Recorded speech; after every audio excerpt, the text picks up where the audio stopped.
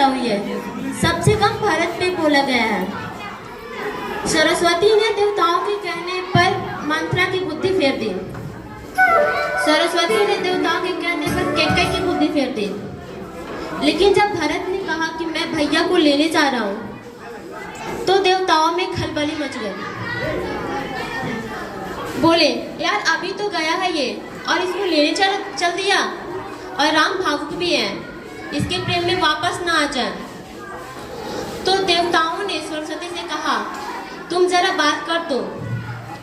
सरस्वती कहती है कि जिसके 1000 आंखें होने के बावजूद भी जिसको सुबह रोना दिखता हो, तुम मूर्ख हो क्या? मोसो कहत भरत मत फेरी, मुझसे कहते हो कि भरत की मत फेर दो।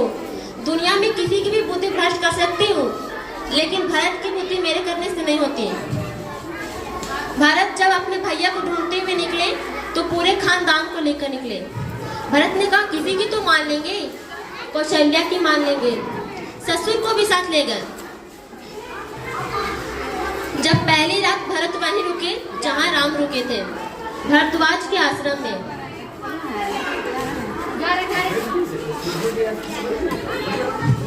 सुबह चलते समय भरत संकोच में थे, तो भरद्वाज ने कहा, महाराज आप संकोच में हैं। भरत ने डरते हुए कहा, महर्षि मैं डरा हुआ हूँ, मेरी माँ ने इतनी बदतमीजी की बात कर दी, मैं घर नहीं था।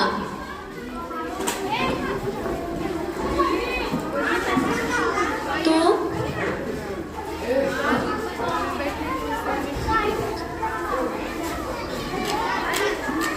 नहीं बताया गया था कि पिता दिवंगत हो गए हैं। जब भरत को संदेश भेजा गया था तो ये नहीं कहा गया था कि पिता एक्सपायर कर गए हैं, बल्कि ये कहा गया था कि कोई इमरजेंसी है, घर आओ।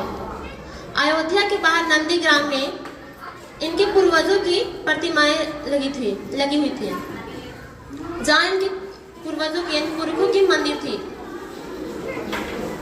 जैसे मानधाता की, दिलीप की, रघु की, अज की और नहुस की।